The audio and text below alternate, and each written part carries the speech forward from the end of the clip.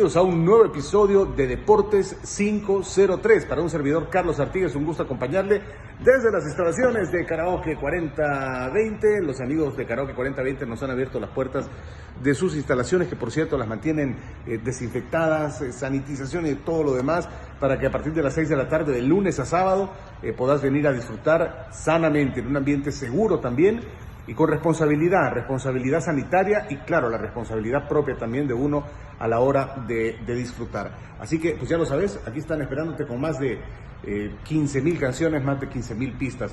Y desde aquí hemos conversado con nuestro invitado, un futbolista, ahora técnico, formado desde muy pequeño, y que esto sin lugar a dudas incidió en su visión del fútbol y en la visión que tiene actualmente del fútbol en El Salvador, lo cual le permite emitir criterios, análisis y diagnósticos de la realidad del balompié en El Salvador. Preparado, instruido en países como España, de primer mundo en el fútbol, y actualmente trabajando para el referente formativo en el país, que es la Fundación Educando un Salvadoreño, FESA, y técnico de equipos como Club Deportivo FAS, campeón como jugador con Isidro Metapán. Estamos hablando de Eric Dawson Prado, una conversación interesante, enriquecedora y que vale la pena que usted escuche completa. Qué gusto que nos acompañen en un episodio más de Deportes 503, el podcast que al cual usted tiene acceso a través de Spotify. Suscríbase, gracias por ser ya un suscriptor de Deportes 503, en Apple Podcast también, y en el canal de Buenos Días Sonora en YouTube, donde nos está viendo también, y ya vio a nuestro invitado, que seguramente ya lo reconoció usted si es futbolero. Recuerde que Deportes 503 se transmite, lo enlazamos, lo creamos desde las instalaciones de Karaoke 4020, ubicado en la colonia Escalón, frente al Redondel Luceiro, donde buenos amigos le invitan a que usted venga a disfrutar a partir de las 6 de la tarde, de lunes a sábado, en un ambiente lleno de mucha seguridad, de mucha bioseguridad en este tiempo que es tan importante, donde se toman medidas de distanciamiento y de desinfección constantemente, para que usted disfrute en un ambiente sano. Así que bueno, aquí estamos y aquí le damos la bienvenida a nuestro invitado. Ya lo tienen ustedes en pantalla, ya lo están viendo. Si usted es aficionado al Club Deportivo FAS de Metapán, si ha seguido su carrera desde sus inicios en ADET, seguramente debe recordar a Eric Dawson Prado, que nos acompaña y a quien le damos la bienvenida y le agradecemos que esté con nosotros. Vamos a hablar de fútbol, vamos a hablar de su carrera, de selección, del torneo que recién y comenzó, y que bueno, que esté en peligro por el tema también de la pandemia, por el tema del rebrote y del aumento en los casos. Eric, ¿cómo estás? Bienvenido. Hola Carlos, qué gusto de verdad verte, estar en tu programa realmente, platicar de esto que tanto nos gusta y es un gusto, ¿no? Verte, tenía rato de no verte y es un placer estar contigo. Gracias, Eric. Bueno, ya habíamos conversado antes con Eric, habíamos tenido entrevistas, hemos conversado con Eric sobre sus inicios en el fútbol. Yo lo recuerdo muy bien, ya destacaba por su tamaño en el Colegio San Francisco, cuando en sus tiempos de fútbol colegial comenzaba a interesarse por el fútbol. Eric, ¿ahí nació en el colegio o dónde nació esa pasión, ese amor por el fútbol en ti? Bueno, nació quizá un poco antes, ¿no? Mi padre fue futbolista, jugó fútbol, le encantaba el fútbol, mis tíos también apasionados del fútbol. Entonces en mi casa, en mi colonia, en la casa de mi abuela, que fue donde yo también me crié, había un campo, ¿no? Así le llamábamos, un campo arriba de nuestra casa, casi del espacio de 2 terrenos de juego. Y todas las tardes yo iba a jugar con mis tíos, todos mayores, mis primos también. Entonces a mí me ayudó mucho eso, porque desde pequeño, digamos, formé un poquito de carácter, ¿no? Jugando con gente mayor. Y me ayudó, comencé en las escuelas de la colonia, había un equipo que se llamaba Cloches del Salvador, que lo tenía un señor que tenía un taller, ¿no? De cloches, precisamente. Ahí comencé yo y al año me invitaron a participar en ADET, en las categorías de ADET. Y bueno, ahí realmente fue el mundo que yo siempre busqué de niño. Me encantó ir a entrenar, me encantó ir a jugar, y a partir de esos 9, 10 años, pues comencé esa etapa. Por eso a mí siempre me gustó la formación, porque nací en un lugar donde la formación, donde el estudio del fútbol, porque nosotros no lo vemos en el país todavía de esa manera, pero es así. Hay muy pocos lugares en el país donde realmente tú recibes una formación deportiva con valores. Y eso fue lo que a mí particularmente me gustó en ADET. Me formó, me dio muchas cosas ADET realmente, me dio un estudio también. Me apoyaron siempre en el estudio hasta sacar mi carrera universitaria. Y siempre estuve convencido de que la formación, de que los valores, de que el profesionalismo en el fútbol y el crecimiento vienen por ese lado, ¿no? Así fue como yo inicié realmente. Mira, y en este tiempo, ¿qué año estamos hablando cuando tú ingresaste a la DET, Eric? Yo tenía 9 años, imagínate. Tengo 43, hace muchos años, y yo me formé en todas las categorías y tuve una bendición bien particular. Fíjate que a partir de la infantil A, yo ingresé a infantil B, ¿no? Infantil A, teníamos una camada de jugadores que fue prácticamente junta hasta la reserva de ADET. Y todos esos años, esa camada de jugadores fue campeona. Campeona en infantil A, en juvenil B, en juvenil A, en reserva también. Te estoy hablando de personas como Santos Rivera, como Ronald Cerritos, Edwin Guardado, eh, Renato Rosales, que son jugadores que con el tiempo también destacaron en primera división, ¿no? Claro. ¿Qué año era este entonces? ¿Habrá sido 1983, 84, 85 por ahí? 83, 82, 83. Yo recuerdo todavía esa etapa del Mundial y estaba yo precisamente en ADET. A mí me formó mucho porque ADET no te permitía jugar si tú no tenías buenas notas. Entonces el estudio era fundamental. A mí me dieron una beca deportiva desde muy pequeño, pero yo presentaba mis notas todos los meses, final de mes, y se las presentaba al dueño de ADET, a don Héctor Palomo Sol. Y él avalaba si uno podía continuar o seguir con la beca, ¿no? De acuerdo a, sobre todo a tus notas y a tu rendimiento. Eso me permitió a mí debutar muy joven. Yo debuté a los 17 años y medio, más o menos. No tenía problemas con la altura y eso, porque en eso, pues, no hubo ningún problema. Pero debuté muy joven, entonces me permitió tener una carrera casi de 19 años.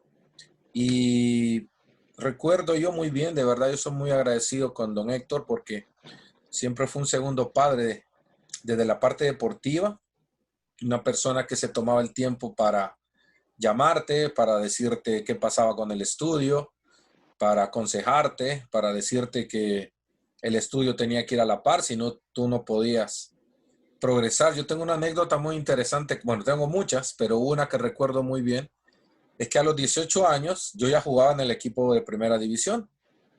Y bueno, yo veía que los más grandes ya ganaban un dinero importante. Yo no ganaba tanto, pero recibía un buen beneficio. Y un día le pedí una entrevista y él me preguntó que para qué quería yo el dinero. Yo le pregunté que bueno, que ella quería comprar cosas, un carro, y me dijo, no, está muy joven para eso. Vamos a hacer algo, me dijo. Yo te voy a dar una prima, porque tú ya firmaste un contrato profesional. Yo pensé que él me iba a decir, bueno, te voy a dar tantos colones, ¿no? En ese tiempo. Y él me dijo, mira qué necesitas de tu casa, la casa de tus papás, y yo te voy a dar 4 cosas. Él tenía una comercial y me dijo, bueno, está esto, tú puedes escoger entre estas cosas. Yo terminé, recuerdo, llevándome una cama, un refrigerador, eh, unos sillones y una cocina, no recuerdo lo otro. Entonces, para mí fue muy aleccionante lo que me pasó con él, ¿no? Porque a mí me permitió valorar realmente la ayuda que yo tenía y darme cuenta que yo no estaba preparado para recibir dinero en ese momento, ¿no? Tenía 18 años, imagínate. Faltan dirigentes así ahora, Eric. Totalmente. El dirigente Yo creo, Carlos, que hay un tema bien importante, fíjate, que el dirigente quizás todavía en nuestro país no lo ha analizado. Tú puedes ser un dirigente deportivo, ¿no? Puedes tener dinero, comprar una franquicia, un equipo, pero tú no has sido formado como dirigente deportivo. Don Héctor Palomo Sol se formó en México como dirigente deportivo. Él no era una persona que simplemente tenía dinero y empresas. Él viajaba mucho a México a capacitarse, a los equipos mexicanos. De hecho, después, en otra etapa, comenzó a enviar a los técnicos nacionales, formarse en América, en Cruz Azul. Él tenía muy buenos nexos en México porque su esposa era mexicana. Entonces, el dirigente actual todavía le cuesta asimilar que necesita tener a su lado gente que conozca de fútbol, que no solo haya sido jugador, que también tenga una preparación académica en administración deportiva, en dirección deportiva, y el dirigente quiere tomar decisiones que no está capacitado aún para hacerlo. Te pongo este ejemplo.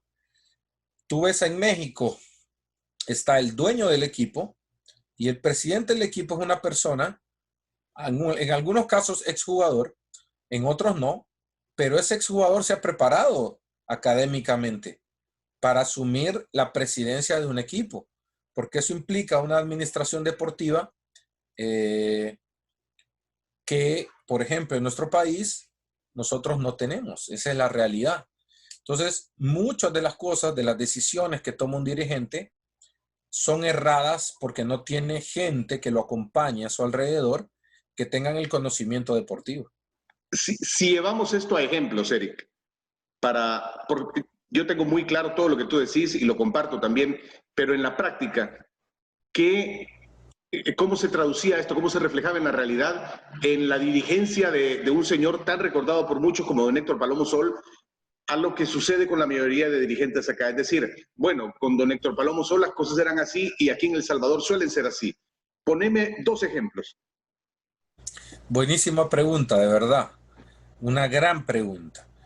Un ejemplo, creo que el más claro, es que don Héctor, a pesar de que hubo mucha gente, fíjate, empresas que querían patrocinarlo, pero esas empresas querían inmiscuirse en la parte deportiva de los ideales que él tenía y él no las aceptaba. Empresas, te estoy diciendo, de Coca-Cola, empresas grandísimas. ¿Cuál era la filosofía de él? Formar jugadores nacionales y que su equipo tuviese 100% nacionales, formados deportivamente y formados educativamente. Y él no permitía, por ejemplo, que empresas que quisieran tomar decisiones, por ejemplo, le dijeran, no, traiga 4 extranjeros porque queremos ser campeones. Él nunca lo aceptó. Él aceptó una sola empresa que fue Baigón, cuando se llamó Baigón Adet. Pero esa empresa no se involucró en nada deportivo, Carlos. Todas las decisiones eran de don Héctor. Y el 99.9 de los jugadores eran formados en sus clubes, en sus academias, imagínate. Todos los jugadores. Entonces, ¿qué beneficio tenía? Yo venía trabajando desde infantil A, la misma forma hasta reserva, por eso pude debutar tan joven, porque la metodología de trabajo era la misma. Entonces, tú llegabas a primera y tú no sentías ninguna diferencia con el trabajo que hacías. Yo era infantil A y yo entrenaba 5 veces a la semana. Íbamos a los partidos contra equipos que entrenaban 2 veces. Nosotros hacíamos 17 goles por partido, con esa camada que yo te cuento. Ya arrasábamos nosotros. ¿Por qué? Por la formación que habíamos tenido. Entonces, él no permitía que alguien, por poner dinero en su club, cambiara la filosofía, la idea con la que él había creado ese club. Ese creo que es el ejemplo más grande. Los resultados vinieron consecuencia del trabajo. El equipo descendió 2 veces, si tú lo recuerdas. Todavía yo estaba en juveniles. Pero él se mantuvo. La gente le decía, don Héctor, ¿y por qué no traemos jugadores que fueron del club y que están en otro equipo? Y él decía, lo que pasa es que ya no se van a poder adaptar a nuestro club. Yo les voy a pagar lo que le pagan en Águila. Y fueron pocos los que regresaron. Francisco Contreras, Oscar Montes, que sí vivieron la formación desde pequeño, ¿no?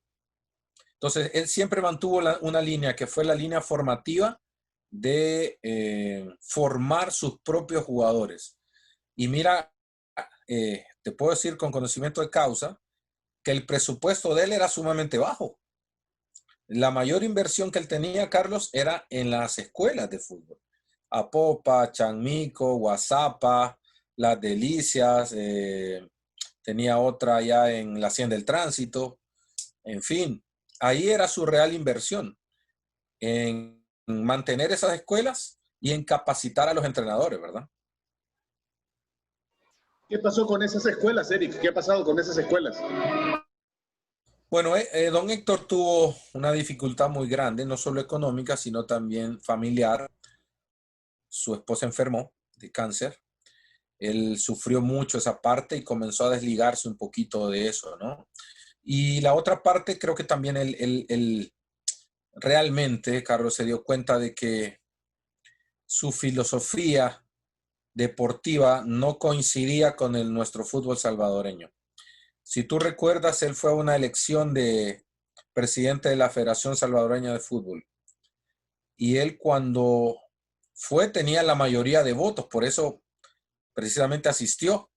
Y se dio cuenta el día de la elección que habían habido algunas cosas, ¿verdad?, raras, y él no fue presidente. Creo que ese fue un punto también de quiebre para él, aparte del tema familiar, ¿no? Contanos ahora tu experiencia en el ADET. En el ADET. ¿En qué años jugaste en primera división en ADET? ¿Estuviste en ese ADET que estuvo cerca de alcanzar lo más alto del fútbol nacional, que era un equipo revelación, bueno, revelación para los que no conocían el trabajo que se realizaba, pero que llegó a estar muy cerca de los títulos, Eric? Bueno, fíjate que yo debuté joven, 97, si mal no recuerdo, y estuve 3 años en primera división con ADET, pero después, don Héctor, para poder sostener todo esto que te cuento, en ese momento existía el Visto Bueno, tú lo recordarás. El Visto Bueno pertenecía al equipo del cual tú procedías. Don Héctor, para poder sostener todo lo que en ese momento creció tanto, a muchos de los jugadores los prestaba a clubes. A los 3 años yo me fui prestado a Alianza durante 1 año y medio, si mal no recuerdo. Luego regresé 1 año, menos de 1 año, a ADET. Luego me prestó a FAS. Obviamente él recibía una relación económica por ese préstamo. Estuve en FAS 3 años y medio, sí, por ahí. Y luego pasé a Marte y luego a Metapan. Entonces, no viví esa etapa precisamente de ese subcampeonato. Ya yo no estaba en el equipo. Realmente hubiese querido, y recuerdo bien esa etapa, de estar pidiendo porque el equipo pudiese lograr eso, porque hubiese sido el culminar un sueño de don Héctor, ¿verdad? Así que mi etapa profesionalmente en ADET no fue muy larga, porque don Héctor a jugadores, a mí, a Ronald Cerritos, a Guardado, a Chico Contreras, a Oscar Montes, los prestaba para poder recibir también un ingreso y seguir manteniendo la formación de los jugadores, ¿no? Así que mi etapa no fue muy larga en el equipo, sí fue muy larga desde la infantil hasta reserva, primera división, y después pues me desarrollé. Tuve la bendición también de por ese mismo proceso formativo que tuve, integrar selecciones desde la U13, la U15, U17, U19, Sub-21, preolímpico, selección mayor, y creo que todo fue debido a la formación que habíamos recibido, ¿no? Ahí vamos a hacer vamos a detener. ¿Cómo llegaste a selección nacional y en qué procesos de selección mayor estuviste, Eric? Bueno, llegué joven a un par de procesos sub-17, sub-13, perdón. Luego estuve en una sub-15 que recuerdo bien porque, digamos, fue mi primera experiencia concentrado en un hotel. Esa selección la tenía el profesor Juan Ramón Paredes. Y recuerdo que nosotros estuvimos creo que cerca de 8 meses concentrados en un hotel que queda precisamente, creo que ya no existe, enfrente de los Chorros, del balneario de los Chorros. En la parte de arriba, ahí hay un hotel y nosotros nos concentrábamos ahí con el profesor Paredes. En ese tiempo se le había dado muchos recursos y mucho apoyo a esa selección. Y esa fue, digamos, mi primera experiencia grande para una competencia, porque estuvimos, imagínate, 8 meses. Yo tenía, creo que no había cumplido 14 años todavía yo. Ya creo que justo por cumplir 14. Pero ya tenía la vivencia de ADET, ¿no? Que en esa etapa yo ya había prácticamente recorrido Centroamérica. Habíamos jugado en Guatemala, en Honduras, en Costa Rica, con las inferiores de ADET, que ese era otro ideal de don Héctor, ¿no? Que el jugador tenía que tener roce internacional. No teníamos quizá en ese momento los recursos para ir mucho más allá, pero sí recuerdo hacer muchos partidos en Guatemala, en Honduras, en Costa Rica, viajar, tener esa experiencia. Entonces, digamos que eso me permitió formarme, quizá me permitió también adaptarme mucho, que yo muy jovencito me hacían entrenar con la reserva, con el equipo mayor. Yo tenía 15 años y entrenaba con el equipo mayor, recuerdo en Guazapa. Y bueno, no era fácil porque tú te enfrentas a jugadores ya grandes, mayores, aunque en el equipo era la adaptación más fácil porque la mayoría de ellos se habían formado como nosotros lo habíamos hecho. Entonces, en vez de verte como un enemigo, te veían y te daban el apoyo, ¿no? Y eso creo que a mí también me facilitó la adaptación y poder debutar joven en primera división. Has tenido muchos técnicos a lo largo de tu carrera, Eric. Ya hablamos de la parte dirigencial y sin duda don Héctor Palomo Sol debe ser, me parece, recordado no solo por futbolistas, sino por la prensa como uno de los estandartes de la dirigencia en el fútbol salvadoreño. Lo que debería ser, el deber ser, es don Héctor Palomo Sol por el ejemplo de dirigente que fue para nuestro fútbol. Todo lo contrario a lo que tenemos hoy, ya hablamos de eso, pero en el aspecto técnico, de todos los técnicos que has tenido, Eric, ¿a quién recordás más y por qué? Bueno, antes de los técnicos, yo he tenido la bendición de tener a don Héctor y a otro dirigente que para mí son ejemplares, que es Jorge Bajaya. Creo que son dos personas ideales para poder darle un vuelco a la parte dirigencial en nuestro país. Y de hecho, Carlos, esa formación, ¿no? Ese ideal que yo tuve en ADET fue lo que me acercó a mí a FESA.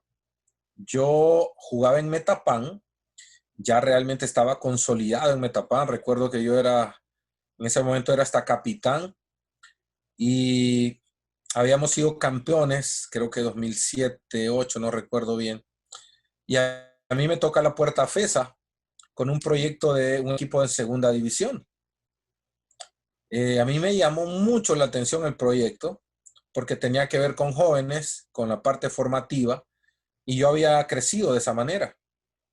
Y tomo una decisión difícil porque yo estaba totalmente consolidado en Metapan, acabamos de ser campeones, y me voy a Estudiantes a segunda división. En Metapan, esos 8 meses me querían matar, sobre todo los dirigentes, porque no entendían cómo yo había tomado una decisión de esa manera. Pero lo mío pasó más por la parte formativa, porque yo creo en eso. Me fui a Estudiantes, estuvimos un año, luego el equipo no continúa porque muchos de esos jugadores que tuvieron esa experiencia en segunda fueron prestados a equipos en España, en las categorías formativas. Y bueno, yo regreso a Metapan y recuerdo muy bien cuando regreso que alguien, un dirigente, no voy a decir el nombre porque no vale la pena, me dijo, ahora querés volver.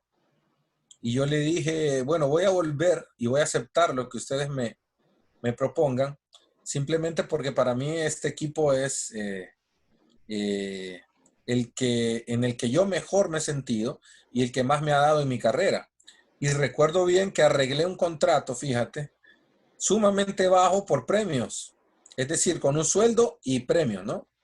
Realmente yo en ese tiempo estaba convencido de que iba a volver a retomar.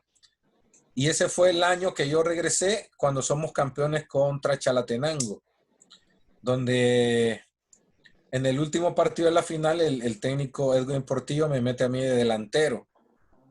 Y al final termino ¿Cierto? pateando el penal que define el campeonato, ¿no? Así que para mí fue una experiencia también muy bonita que Dios me puso. Y en cuanto a los técnicos, yo he tenido muchos técnicos realmente que me han dejado, todos, Carlos, te dejan algo, positivo y negativo. Eso es una realidad. Pero quizá por donde yo venía, por la forma en que yo tuve una formación educativa y deportiva, técnicos como el profesor Tobías, que fue quien me formó en ADET, para mí me marcó totalmente. Nelson Brizuela también me marcó muchísimo, muchísimo.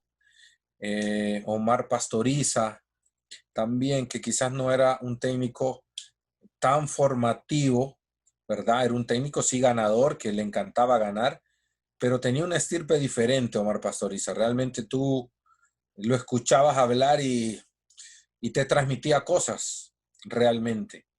Entonces, he tenido muchos técnicos, de verdad.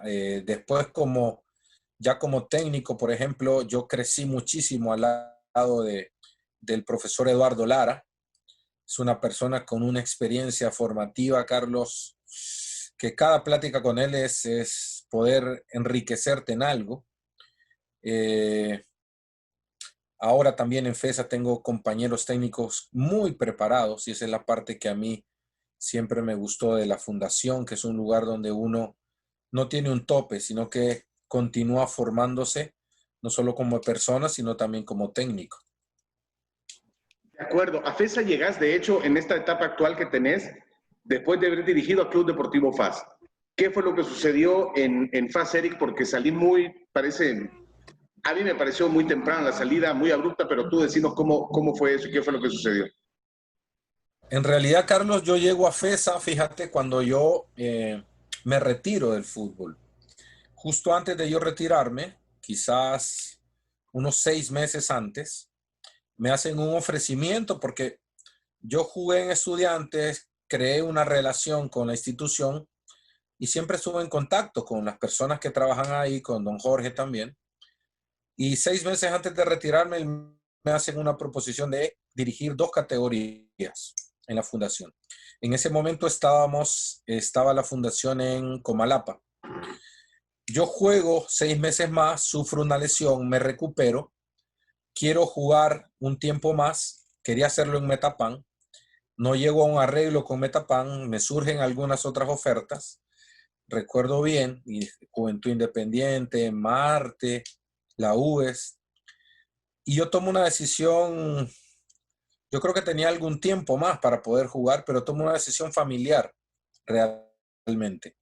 Yo ya estaba casado y ya pues hablo con mi esposa y decidimos aceptar el ofrecimiento de FESA porque me permitía a mí no solo formarme como director técnico, yo ya tenía en ese momento 2 títulos de entrenador, el clase C, el clase B y uno de Estados Unidos que yo había sacado. No había decidido hasta quizás 6 meses antes de retirarme si realmente iba a ser técnico. Sí me gustaba mucho, me encantaba la formación, pero no estaba seguro si en El Salvador era factible hacerlo, esa es la realidad. Decido con mi esposa retirarme 2010 y comenzar a trabajar con FESA y creo que fue la mejor decisión que pude tomar.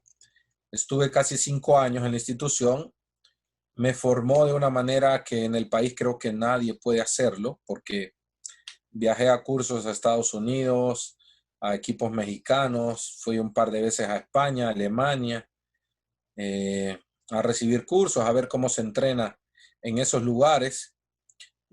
Cosas que ninguna otra institución creo aquí invierten en poder capacitarte. Estuve 5 años y me voy de FESA realmente cuando Eduardo Lara, haciendo unas visorías de reserva, hacemos un partido, él ve mi equipo y yo recuerdo bien que voy a presentarme, le digo que soy el técnico de reserva y vamos a hacer un partido ahí en Santana. Él andaba haciendo visorías y yo le presento un mapa de los jugadores que pues iban a jugar, ¿no? Para que él pudiese identificar las edades, las posiciones. Entonces él se me quedó viendo y me dijo, ¿cómo te llamas? Yo le dije mi nombre y me dijo, te felicito. Le digo, ¿por qué?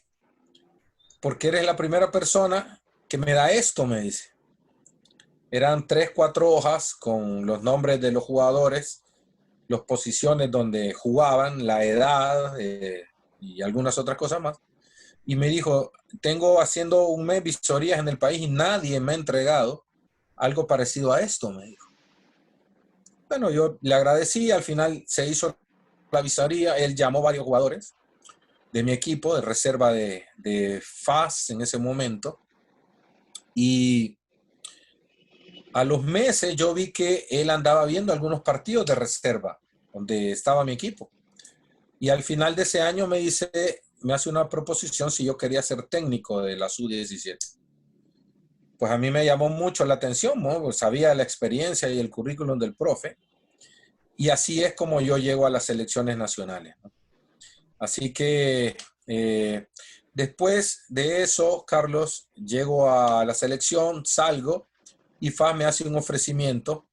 Debo confesarlo que yo firmé en FAS para ser auxiliar técnico. Mi idea era terminar mi carrera, digamos, formativa. Había estado desde sexto nivel en FESA hasta dirigir tercera división, donde ascendimos a segunda división. Me faltaba nada más terminar mi carrera formativa de técnico en primera división. Y decido estar un año de técnico auxiliar. Y así es como yo llego a FAS. Me hacen la proposición, pero lamentablemente no, el equipo no va bien. Ellos traen un técnico colombiano. El equipo no arranca bien y a media temporada me ofrecen a mí el cargo, ¿no? Yo no quería aceptarlo porque yo quería terminar mi proceso como auxiliar, pero el equipo realmente económicamente no estaba muy bien. Esa es la realidad. Y me dicen que no pueden realmente traer otro técnico, que necesitaban que yo colaborara. Yo me sentía capacitado realmente a esa fecha y así es como yo decido aceptar el reto de FAS, que no fue fácil porque la coyuntura que vivía FAS en ese momento era de un problema económico complicado, de muchos atrasos, de una pugna muy compleja ahí, ¿verdad? Entre gente que quería administrar el club, entre la barra. Entonces no teníamos el estadio como localía, había muchos problemas y ellos me piden que tratemos de reestructurar la parte económica, que cuando yo tomo pues realmente se baja mucho, pero hacemos un buen scouting de traer jugadores y de armar un plantel competitivo. En ese momento yo realmente sentí el apoyo de los dirigentes, pero también entendí con mi salida la gran presión que sentían, ¿no? Y que tenían, porque el dinero, pues digamos que no era fácil de conseguir en FAS, Carlos, esa es la realidad en ese momento. No puedo hablarte por hoy porque no lo sé, pero en ese momento el club dependía de las entradas de la gente, ¿verdad? Ellos estaban tratando de que la gente llegara y recibieron mucha presión, ¿verdad? De gente externa. Creo que una de las dificultades grandes que tiene FAS aún, lo puedo decir por lejos, es que hay demasiada presión. Hay demasiada gente que influye en decisiones deportivas que al final terminan pues... ¿Quiénes influyen en decisiones deportivas en FAS, Eric? Bueno, hay mucha gente, ¿no? Hay mucha gente la gente de Santana, la barra, las radios que meten mucha presión en ese sentido. Entonces yo entendí cuando nos sentamos con los dirigentes y decidimos llegar a un acuerdo, ¿no? De no continuar por el bien del equipo en el sentido de poder reestructurar la idea, ¿no? Cuando un técnico normalmente sale y viene otro, los jugadores que no jugaban tienen un incentivo por ver si juegan y los jugadores que jugaban pues quieren demostrar, ¿no? Pero yo creo particularmente, Carlos, y estoy seguro de ello, que hicimos un gran trabajo en FAS, porque la coyuntura que vivimos para poder reestructurar ese equipo no era fácil económicamente. Nosotros llegamos a una semifinal que perdimos en una manera increíble contra Alianza, y después el equipo llegó a una final con la misma estructura que yo había formado en FAS. La Eric, misma. estás hablando de esa semifinal que terminó en que se jugó un sábado por la noche, ¿no? Sí, correcto. La que fue Alianza FAS. 2 a 2. No, sí, el 2-2, correcto. Exacto. Ese, qué partido ese. De veras que estaba para cualquiera eso, Eric, No, estaba, Carlos, estaba para nosotros. Nosotros habíamos trabajado tácticamente ese partido como tú no tienes idea. Los jugadores sabían exactamente y lo demostramos porque maniatamos al mejor Alianza de muchos tiempos, de mucho tiempo. Estábamos 2-0 con 2 jugadores más. Y ahí surgieron situaciones que tienen que ver con esta coyuntura que yo te decía, ¿no? Cuando yo tomo, encuentro un camerino dividido, un camerino que no va todo por el mismo camino, un camerino que a veces quería tomar decisiones que no eran las que el técnico proponía. Y eso fue lo que nos pasó a nosotros en ese partido. Nosotros habíamos llegado remendando el equipo cuando yo tomé de auxiliar. Yo estaba en el cuerpo técnico como auxiliar, pero yo no tomaba decisiones en ese momento. Las comencé a tomar cuando ya cuando fui principal. Y comenzamos precisamente por hacerle ver al jugador que estaba en un club muy grande y que el esfuerzo que él ponía no era suficiente para lo que el club requería. Entonces, la conciencia comenzó a llegar en los jugadores, porque al final son los artífices de todo, pero todavía había un grupo, porque era un grupo, Carlos, que tenía mucho tiempo en FAS, algunos 5, 7, 9 años, y no había pasado nada con ese grupo. Entonces, cuando tú estás en un lugar, no te exigen, tú estás acomodado. Tu nivel de exigencia es mínimo, y eso es lo que sucedía en ese momento. El nivel de exigencia subió, de hecho nosotros hicimos una mini pretemporada cuando yo tomé a mitad de la primera vuelta, y los primeros partidos sufrimos mucho porque físicamente el equipo no estaba bien, pero comenzamos a sacar resultados y llegamos a una semifinal. Cuando tomé de auxiliar, el equipo estaba en 9º lugar, 9º, 10º lugar, imagínate. Llegamos a semis y estuvimos a un suspiro de estar en la final. Pero lo que sucedió en ese partido, tácticamente, no fue lo que nosotros planteamos. Y esa fue la parte dolorosa de eso, ¿no? Recordanos qué fue lo que sucedió tácticamente en ese encuentro, porque parecía que la mesa estaba servida. Digo, en un principio, con la serie empatada, cuando comenzaba el juego, decías, y jugando en el Cucatlán, puede pasar cualquier cosa, pero las condiciones del partido se van dando para que sea más favorable a ustedes. Ya mencionaste tú algunos aspectos. ¿Qué fue lo que sucedió? ¿Cuáles fueron esos aspectos tácticos? No, totalmente favorable. Nosotros habíamos maniatado a Alianza en el primer partido, lo habíamos empatado 1-1, pero habíamos sido superiores tácticamente a Alianza. Nosotros habíamos analizado muy bien ese equipo desde la parte del videoanálisis, sabíamos muy bien, lo habíamos trabajado, y la orden siempre fue no tirarnos atrás.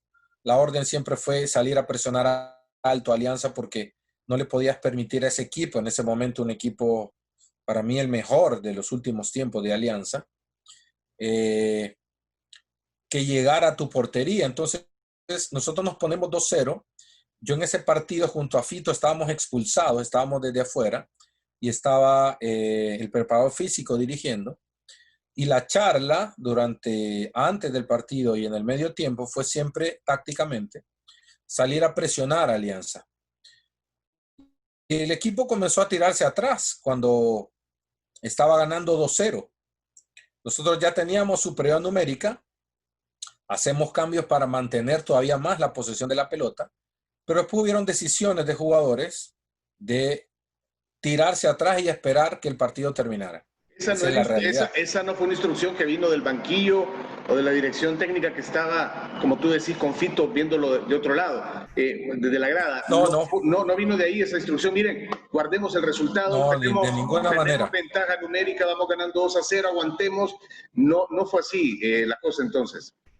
No, de hecho, tú puedes ver que la decisión era terminar el partido haciendo otro gol, porque tenía dos hombres más. Ingresa Dustin Corea y después ingresa William Maldonado. No son jugadores para defender, ¿no? Obviamente. Son jugadores para tener la posesión de la pelota con dos hombres más y poder terminar el partido. El partido terminaba con un gol más. Pero bueno, ahí es donde te digo que a veces el jugador tiene la decisión, ¿no? Y siempre la tiene el jugador. El técnico solo se vuelve un orientador, alguien que plantea algo, pero al final es el jugador el que termina decidiendo. Y esas decisiones de querer esperar porque pensar que el partido estaba terminado, nos pasó la factura de 2 goles increíbles, ¿no? Pero creo que ese fue el cúmulo, Carlos, de muchas cosas que habían pasado en el club con el plantel de jugadores. Esa acción, ¿verdad? Yo siempre, todas las cosas que me pasan en mi vida, las relaciono con que Dios la decide de esa manera. Fue un golpe durísimo para mí, porque era arrancar como entrenador principal y llegar a una final, imagínate. Pero entendí.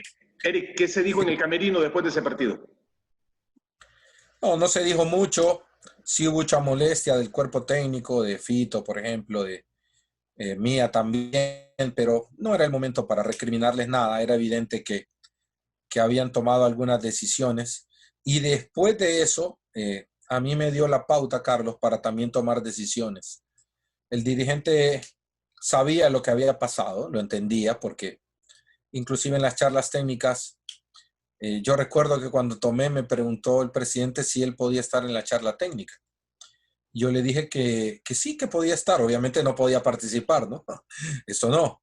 Pero podía estar porque yo no tenía nada que ocultar de lo que yo externo y el trabajo que hago con los jugadores.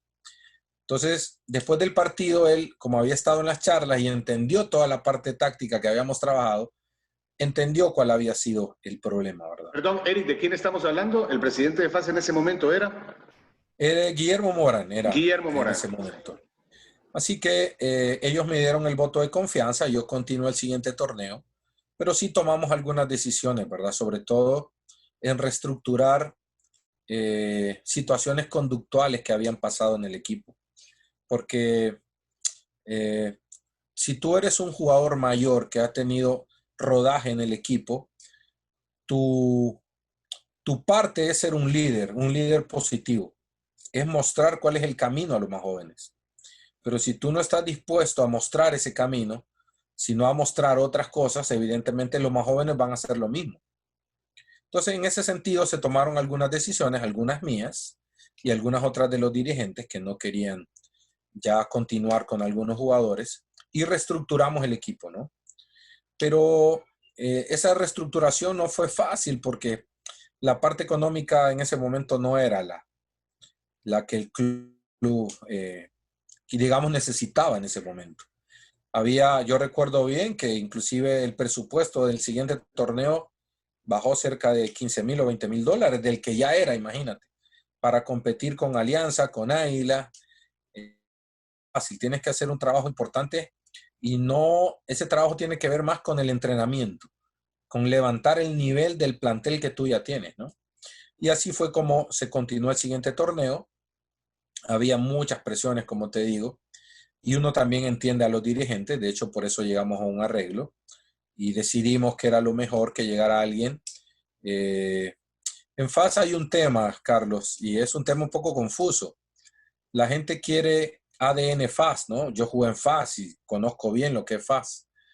Pero una cosa es tener ADN FAS y otra cosa es estar capacitado para dirigir FAS. No toda la gente que tiene un ADN FAS o que jugó en FAS está capacitada para dirigir un equipo de la grandeza de FAS, ¿verdad? Entonces, la afición siempre pide un ADN FAS y es un error porque tienes que llevar personas capacitadas. Hoy, por ejemplo, hay un técnico que ha demostrado resultados y que tiene capacidad y que también jugó, no precisamente jugó toda su vida en FAS, pero sí tiene la experiencia de haber vivido, ¿verdad? Entonces, cuando la gente ve un técnico así, quizás le permite mayor tiempo de maniobra al técnico, poder trabajar, ¿no? Es que Y ese es un punto importante que... llega con crédito, digamos, ¿no? El crédito que tiene un técnico como Zarco es bastante grande, ¿verdad? Tiene una línea de crédito bien bonita en la que, bueno, pues se le puede ir agotando si los resultados no van. A diferencia de que cuando llega un técnico que tal vez no tenga el ADN o cualquier cosa, pues tiene un crédito así que en los primeros 2 o 3 resultados y las cosas no van bien, Eric.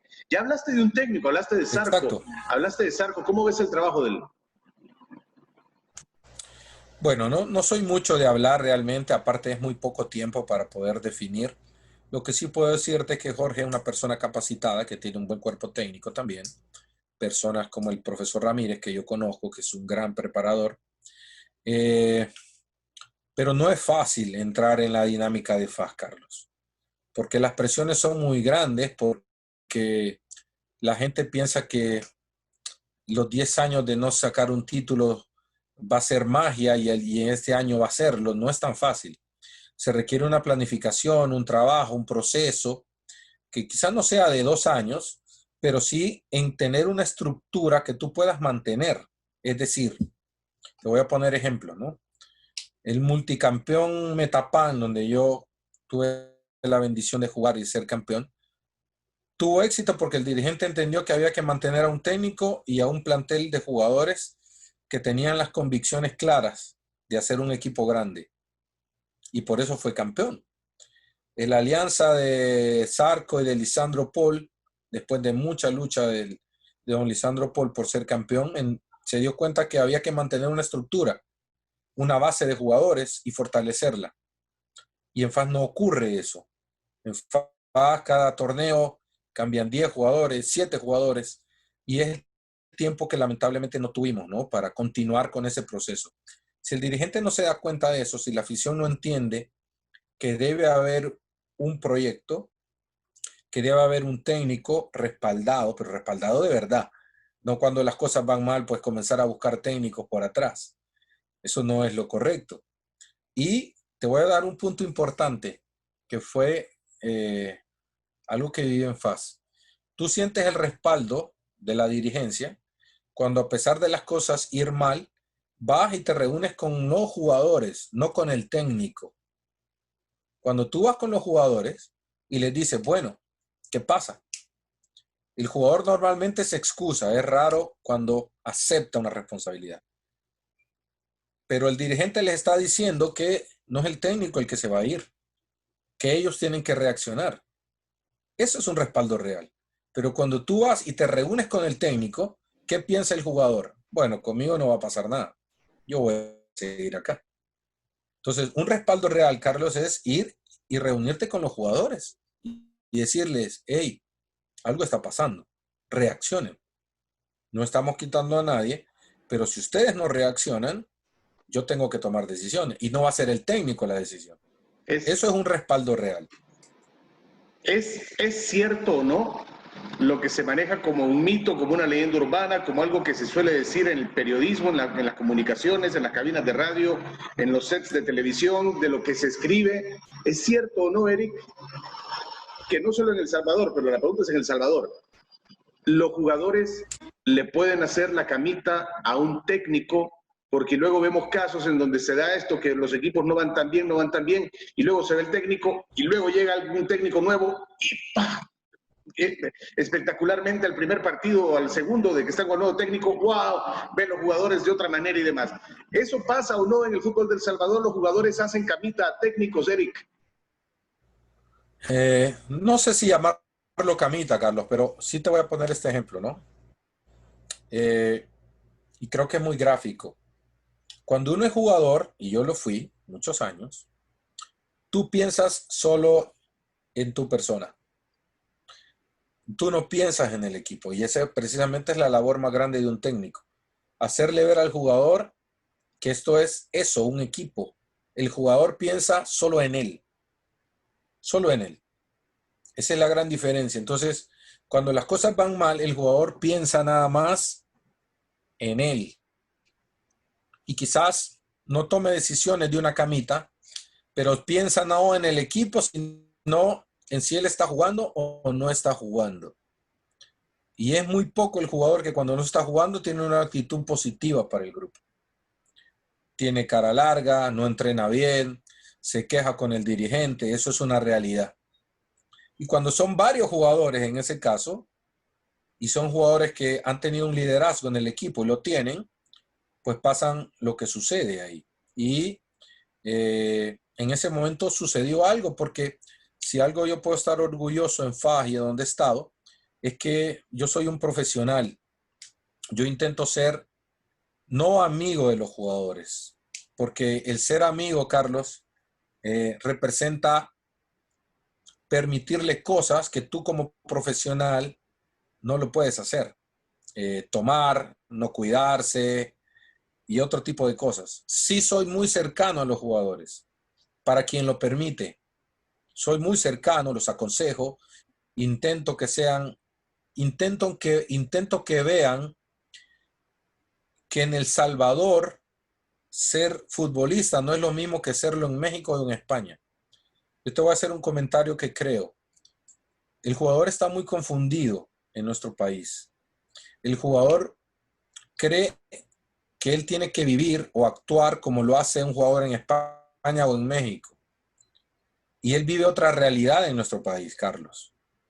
Yo intento hacerle ver al jugador que tiene que aprovechar al máximo su profesión porque dura 12 años y que tiene que prepararse académicamente, y si no lo quiere académicamente, tiene que emprender algo en su vida aparte de ser futbolista y sacarle el máximo provecho a la profesión de futbolista. Sacarle máximo provecho es poder rentabilizar su carrera a su vida familiar. Yo creo que esa es la labor de uno como técnico, no solo enseñarle a jugar y la parte táctica y prepararlo, sino también formarlo para la vida, porque nuestro jugador a los 33 años, 35, deja de jugar y ¿qué es lo que hace? No tiene una profesión, no tiene un emprendimiento que le permita sostener su vida.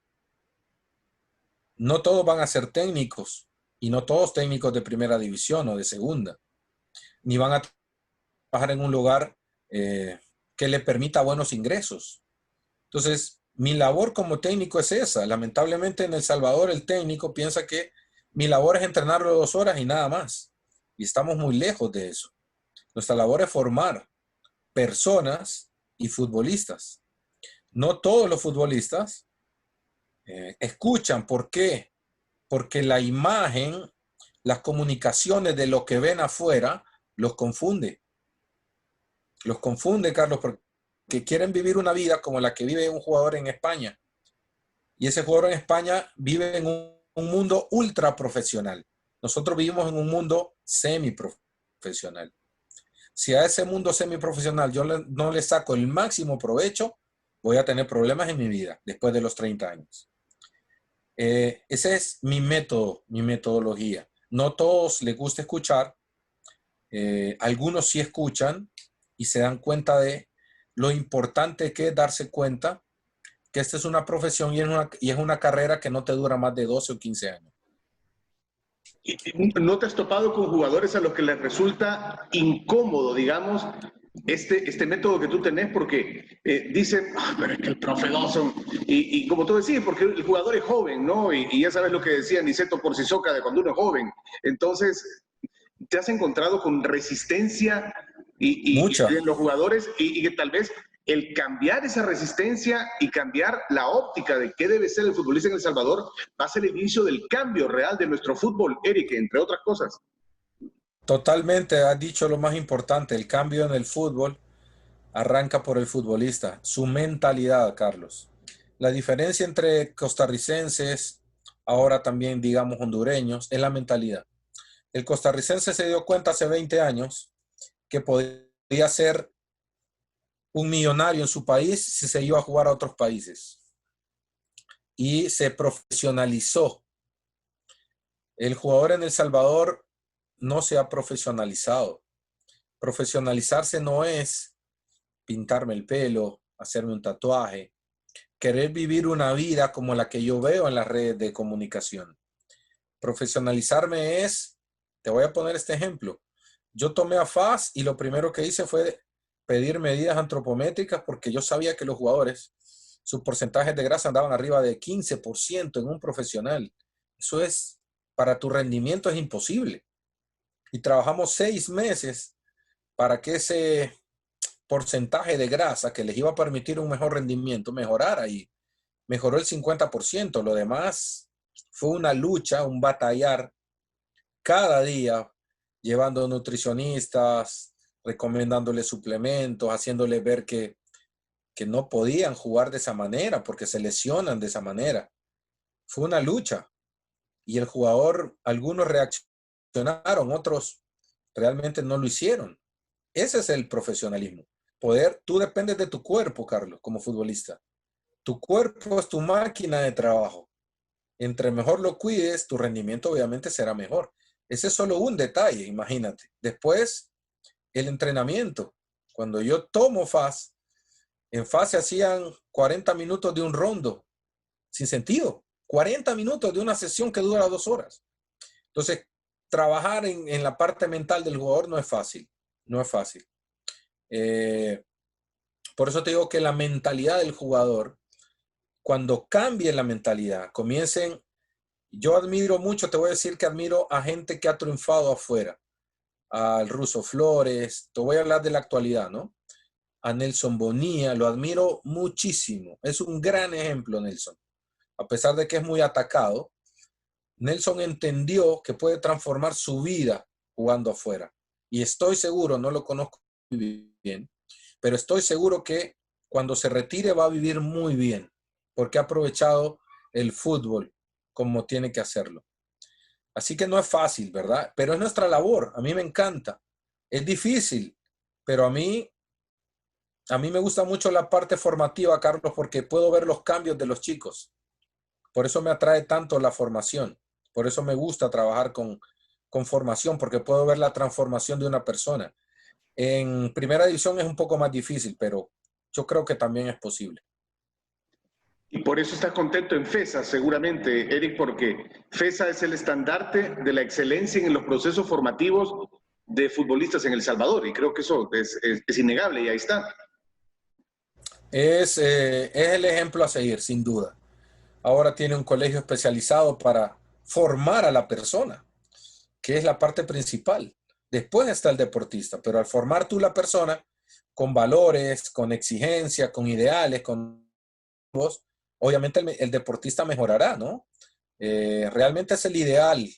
Canchas propias, una estructura, pero bueno, yo creo que esa transformación en nuestro país no es fácil, tiene que arrancar por el dirigente también, cuando el dirigente pueda ver un poquito más allá de no ver las cosas como gastos, sino como una inversión. Por eso yo volví a FESA, por eso. De hecho, imagínate cómo es la formación. Justo al arrancar la pandemia, yo iba a viajar a España. Iba a estar 2 meses en España, a través de FESA, obviamente, en Real Madrid, en Barcelona, en Atlético, en España, para poder capacitarme y actualizarme en el tema de videoanálisis y también de la estructura deportiva. Entonces, eso te permite crecer, ¿no? A mí me gusta también la parte profesional, te soy sincero, porque la competencia me encanta. He tenido ya algunos ofrecimientos, pero creo que tú tienes que estar contento si realmente hay un proyecto. Si hay un proyecto en el que tú puedes aportar tus ideas, un proyecto real que tiene, no digamos largo plazo, pero sí un corto, un mediano plazo, entonces vale la pena. Hasta el momento creo que lo que me han ofrecido no es lo que yo busco. Estoy muy contento en la formación y creo que estoy en el lugar ideal, ¿no? ¿Qué equipos te parece ahora en El Salvador están trabajándole y apostándole a proyectos y no a ser campeón nada más? Y no es a dominguitis, de que lo que les importa es ganar cada domingo y ser campeones, y si no son campeones la temporada es un fracaso. ¿Qué equipos te parece que manejan esos proyectos? Bueno, tú has dicho algo importante. La proyección no tiene que ser un torneo. Tienen que ser por lo menos 4 torneos. Y planificar en base a eso, ¿no? Yo creo que Alianza sigue siendo el equipo que mejor estructurado esté. Yo estuve en Alianza, de hecho, cerca de un año, menos de un año, en la parte formativa con la reserva, y en ese momento había un proyecto, no sé si continúa, te soy sincero, de formar de mejor manera a los jugadores, pero el problema, Carlos, es que tú no lo puedes ver como un gasto, tú lo tienes que ver como una inversión. Y después hay otro problema grande. Realmente tener al técnico en primera que se atreva a utilizar esos jugadores. Si es un técnico que solo busca ser campeón, va a ser difícil. Si es un técnico que entiende la formación o que la ha vivido, seguramente arriesgará, aunque para mí no es un riesgo. Es simplemente dar una oportunidad al joven y respaldarlo. Pero obviamente tiene que ver. Creo que Alianza es el equipo mejor estructurado, con quizás los mejores jugadores del medio. Y después hay equipos que creo que tienen buenos planteles, como FAS, como Águila, planteles jóvenes como Once Deportivo, pero que requieren un tiempo y también una idea. Eso es bien importante. Tú puedes tener un plantel, Carlos, pero si no tienes una metodología y una idea clara de lo que buscas, pues el fútbol no es de 3 fechas. El fútbol requiere trabajar y requiere que el jugador comprenda tu idea y tu método. Así que yo creo que esos son los equipos que están mejor estructurados, y nos falta mucho todavía mejorar en aspectos organizativos de los clubes. Creo que eso, cuando lo entiende el dirigente, seguramente tendremos un mejor fútbol. ¿Y qué te parece el trabajo de Bertilio Enríquez? Bertilio Enríquez, el presidente de Chalatenango, decide confiar el plantel a un técnico como el profesor Ramón Sánchez, a quien tú conoces muy bien, y los destacados son jugadores que vienen de un proceso, que fueron mundialistas en Turquía y que destacan ahora, porque muchos se preguntan, ¿qué pasó con la generación de los mundialistas? Bueno, ahí está goleando el Puma Peña, Jairo Enríquez y otros jugadores. ¿Qué pensás de ese proyecto? En convenio con equipos como Emelec de Ecuador, haciendo visorías, ¿qué te parece esa forma también de trabajar, la de Chalatenango? Me parece una muy buena propuesta, con un muy buen técnico que forma jugadores. No tengo yo ninguna duda de que Chalatenango puede ser, no la sorpresa para la gente que no conoce. Yo creo que tiene un buen plantel. Hay que darle tiempo al profe para que pueda arraigar su idea. No es fácil arraigar su idea. Y tú ya viste ahí, ya has podido ver los resultados, ¿no? Teniendo buen fútbol. El profesor es un técnico que le gusta el buen fútbol, y eso creo que es importante también. Así que yo creo que Chalatenango va a ser un equipo sumamente fuerte este torneo. Y las apuestas por la juventud del profe Sánchez, ¿no? Porque siempre es alguien que se ha caracterizado por eso. Y tú mencionabas algo de los jugadores del Mundial. Bueno, yo te mencioné hace rato que el jugador madura tarde en nuestro país. ¿Por qué? Porque no ha tenido la formación necesaria, Carlos. O sea, no ha tenido la formación de hacerle ver, de explicarle cómo va a ser su hogar, que si ya tiene un hijo muy joven, le costará. Es un tema de valores, no es un tema solo deportivo. El jugador salvadoreño madura tarde, pero tiene grandes capacidades. Sin duda. El problema es poder orientarlo como debe ser. Y tú estás ahorita en la actualidad en un lugar a donde tenés esa oportunidad de orientar y de formar. Sos un formador en FESA, sos alguien que tiene una labor de protagonismo y que juega un papel importante en esa cadenita que formamos muchos o que forman muchos en el fútbol, desde aficionados, dirigentes, comunicadores, técnicos, etcétera. Porque también hay que preocuparse por lo que uno comunica, Eric, ¿no? Y luego, pues, procuro traer aquí contenido como tenerte a vos, para que también se escuche esta parte importante del fútbol y no solamente cuestiones que hacen la portada de un periódico tal vez, que cómo le pegaste la pelota y cómo fue el gol, sino que hablar estos temas que son importantes para formar conciencia. La pregunta que te voy a hacer, no sé si sea fácil o difícil, Eric, pero ahí te va. Tú mostrás gusto en la formación. Es lo que te ha gustado hacer, ya lo has hecho, has tenido un equipo mayor. Y ya incluso fuiste y estuviste en direcciones de selecciones nacionales. ¿No te atrae algún día ser el técnico de la selección mayor de El Salvador? Y desde ahí, ojo, que esto cambia la pregunta, y desde ahí poder tener una incidencia en las selecciones juveniles del país y, claro, trabajar de la mano con los clubes. ¿No te atrae esa idea? Bueno, acabas de describir el sueño que yo tengo deportivamente. Poder forjar una idea desde arriba. Porque, ¿por qué, Carlos? Porque lamentablemente desde abajo el dirigente no le escucha. Entonces tienes que llegar arriba y poder mostrar cómo desde arriba puedes formar una selección mayor, una sub-23 permanente trabajando, no permanente concentrada, una sub-21, una sub-17. Hay métodos para tú poder mantenerte trabajando que no necesariamente requieren un gasto importante, que inclusive tú puedes cubrir con patrocinadores. Se puede hacer, pero cuando hay una credibilidad. Mi sueño es poder llegar a ser seleccionador, pero poder formar una manera diferente de trabajar, tener una metodología de trabajo. Yo creo, Carlos, que en El Salvador tenemos un problema grande desde la parte técnica, que no conocemos de metodología. El fútbol ha evolucionado muchísimo, mucho. Casi ha evolucionado tanto como las comunicaciones. Entonces, si tú estás trabajando, si tu método de trabajo es de los años 70, ¿qué resultados vas a tener? Vas a tener los mismos. Si tu método, tu metodología de trabajo se actualiza, ojo, se actualiza, pero se adapta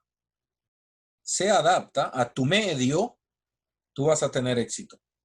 No te estoy diciendo traer algo de España y adaptarlo aquí, hacerlo igual. No, no, no, no. No es copiar y pegar.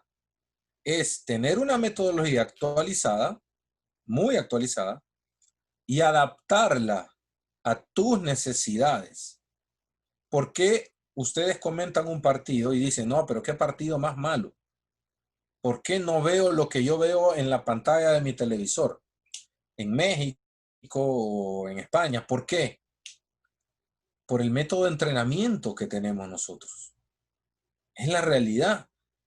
El Salvador necesita tener una línea de trabajo desde la federación con una o dos metodologías de trabajo y capacitar a esas personas. Eso es lo que El Salvador requiere para crecer. ¿Cuál es el problema, Carlos? Que hay esfuerzos aislados. Santa Tecla estaba trabajando allá, FESA trabaja acá, Alianza trabaja acá. En los equipos profesionales está bien, pero en la parte formativa tiene que haber una metodología de trabajo. ¿Dónde se puede arrancar esa metodología? En las selecciones nacionales. Y hay un debate grande. El jugador salvadoreño es técnico, tiene una técnica aceptable, pero depura esa técnica con la formación. No la trabaja. Es innata, pero no la trabaja. Entonces yo no puedo decir el jugador salvadoreño es buenísimo técnicamente. No. Tiene un talento innato en la técnica, pero ¿recibe formación para mejorarla? No la recibe. Ni en las ADFAS, ni en los equipos juveniles de primera. Es mentira, no la recibe. Te lo digo por experiencia. Yo sé cómo trabajan, yo he pasado por ahí. Con Eduardo Lara visitamos las ADFAS y veíamos lo que había ahí. Y no estoy, digamos, juzgando a la federación. Yo sé que el recurso económico no es fácil, ¿verdad? Pero cuando tú entiendas que las selecciones nacionales necesitan un método, en España hay un método de trabajo, no se llama tiki-taka, ojo, no hay que confundirlo. Es un método asociativo de juego, que la gente le llama tiki-taka. ¿Qué le permitió eso a España hace 15 años? Formó técnicos y comenzó a cambiar la estructura de España. Ahora España tiene una de las mejores metodologías de todo el mundo en la enseñanza del fútbol. ¿Y en qué se vio reflejado? En un campeonato mundial. Y en la forma hoy de trabajar de la selección española. Tú ves jugar a las selecciones españolas y todas juegan bajo esa línea. Eso es lo que El Salvador necesita. Sí, y es que suena tan lógico lo que vos comentás, Eric, cuando uno dice, bueno, El Salvador necesita desde la sub-13 o desde la infantil ¿Sabes qué me llama la atención de España, ya que lo trajiste a cuenta, Eric? También el tema de promoción. Tú has estado ahí, has conocido algunos lugares, también te lo ha permitido tu carrera, y estando ahí pude observar también que los partidos de los alevines, los partidos de los chicos muy jóvenes de 10 años, los transmiten y tienen publicidad y desde chiquitos van conociendo y ven a un chico con la camisa del Barcelona de 9 años y ves qué talento que tiene y le dan seguimiento y los aficionados saben quién es. Aquí nosotros no sabemos cómo se llaman los jugadores de la sub-15 probablemente de los equipos de la primera división, y ni te digo menores, porque los de 13 años y los de 10 y los de 11 no sabemos dónde están. Entonces, ¿se puede con esto generar un cambio, Eric? Se puede, por supuesto que se puede, pero tiene que arrancar de la estructura organizativa, ¿no? Del dirigente. Yo tuve mira, la primera vez que yo pude ir a España, a Barcelona, a través de FESA, fui 15 días a Barcelona. El primer día que llegamos fue un sábado y nosotros fuimos a ver un partido sub-9, Carlos. Era un espectáculo poder ver a esos chicos sub-9. Tú los veías jugar, como en ese momento estaba Guardiola en el equipo mayor, de la misma forma, aunque tú no lo creas. Jugaba a la posesión, a generar juego, a mover la pelota, a generar espacios. Chicos de 8 años, era una sub-9. Era algo impresionante realmente. Y después tener la posibilidad de hablar con los metodólogos de Barcelona, poder entrevistarte, te cambia totalmente la perspectiva de lo que nosotros lamentablemente aún tenemos en El Salvador y del camino que tenemos que seguir. Se puede transformar, por supuesto. Yo el otro día, alguien me preguntaba, un periodista, qué pensaba de la llegada del director deportivo a la federación, y dije, gracias a Dios, hace 20 años necesito un director deportivo. No sé cómo Diego realmente trabajará, no lo conozco tan profundamente, pero me alegra que alguien que ha demostrado tener capacidad pueda estar en un lugar donde el dirigente necesita ayuda, escuchar a gente que está relacionada con el fútbol. Le deseo de todo corazón a Diego que le vaya muy bien, ¿no? Personalmente no lo conozco, sé lo que ha hecho en College Cup, pero una persona involucrada que ya tiene experiencia en ese cargo, la federación lo necesitaba hace 20 años, porque el dirigente es dirigente, Carlos, no se ha preparado para tener el rol deportivo de tomar decisiones. Y los dirigentes lo saben porque muchos técnicos se lo han mencionado. Pero bueno, me alegra mucho la decisión y espero que a Diego le vaya muy bien en su labor. Eric, creo que el tiempo se nos ha ido volando, de verdad. Yo te dije que te iba a tomar nada más 30 minutos, pero ya llevamos 1 hora y 10 y ves cómo quedan muchos temas también de los que podríamos seguir conversando, pero de veras que este contenido para toda la comunidad de Deportes 503, que nos escuchen en Spotify, en Apple Podcasts y en el canal de Buenos Días Sonora en YouTube, seguro ha sido muy refrescante, muy alentador también escuchar alguien como vos que piense de esa manera y que tenga muy claro cuál es el camino que debe llevar nuestro fútbol y que es alguien que está observando lo que sucede y hace apuntes precisos de la realidad de nuestro fútbol. Te queremos dar las gracias porque toda tu experiencia y toda tu carrera y lo que has aprendido en el proceso formativo en el que te encontrás, creo que ha quedado plasmado perfectamente en esta conversación que hemos tenido, Eric. No, a ti, Carlos, de hecho quería decirte hace un momento, felicitarte porque realmente, debo decirlo, los comunicadores involucrados en el tema de fútbol, es importante tocar la actualidad y la noticia y el boom del día, pero nosotros en El Salvador requerimos otras plataformas ahora. Una plataforma de opinión que genere cambios, que genere a través de ustedes, comunicadores, que tienen la posibilidad de llegar a mucha gente, buscar un cambio que es posible en El Salvador. ¿Y cómo? No solo a través de la noticia o de la primera división, sino de propuestas que son reales, que pueden ser posibles. Así que felicitarte porque no mucha gente realmente tiene propuestas para que las personas escuchen, para que el dirigente también escuche. Así que felicitarte y, como bien dijiste, realmente se fue volando el tiempo, pero ha sido un gusto, de verdad. Y quedamos convidados para una segunda parte. Eric, seguramente estamos siempre siguiendo de cerca tu carrera, estamos siempre muy pendientes de tu trabajo. No dudo que vas a tener, y estás teniendo, y haciéndolo muy bien en donde te encontrás, pero que también esa parte competitiva que tú dijiste que también es interesante, cuando hay un buen proyecto, te va a llegar en un momento y vamos a verte trabajar de nuevo, y quién sabe si tu sueño también se llegue a hacer realidad, como has dicho acá, Eric, después de mucho trabajo. Así que felicidades y nuevamente gracias por haber estado con nosotros. No, ha sido un gusto y bueno, ahí me mantendré pendiente, ¿no?, de esta plataforma. Felicidades, Carlos, y bendiciones. Bueno, muchas gracias.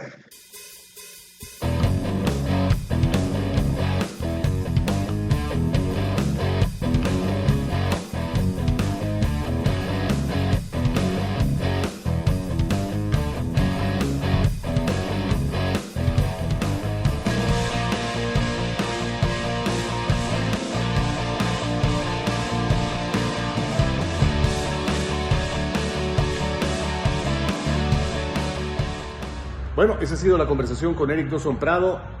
Muchos aspectos importantes sobre la base y las cosas que deben suceder desde abajo para que en el fútbol se comiencen a dar cambios y cómo poder comenzar a tener un nivel distinto de balompié en el entendido que todas las partes tienen que estar muy involucradas. Así, la conversación de Deportes 503 en este episodio, recuerden, lo hicimos desde las instalaciones de Karaoke 4020, abierto de lunes a sábado desde las 6 de la tarde con promociones siempre y con ambiente muy seguro y con todas las medidas de bioseguridad para que usted disfrute sanamente y tranquilamente. Los esperamos como siempre en la próxima. Para un servidor, Carlos Artiga, un gusto siempre acompañarle.